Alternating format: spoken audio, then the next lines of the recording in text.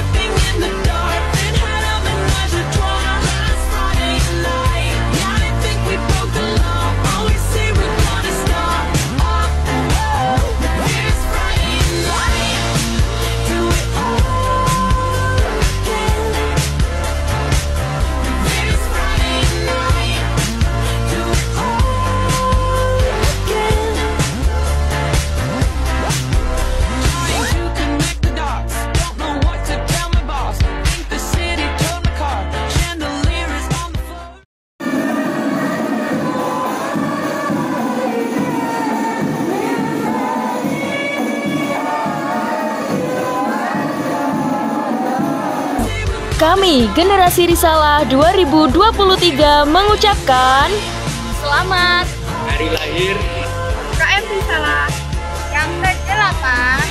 semoga UKM Risalah makin sukses, dan bermanfaat. Salam Fastabikul Khairat.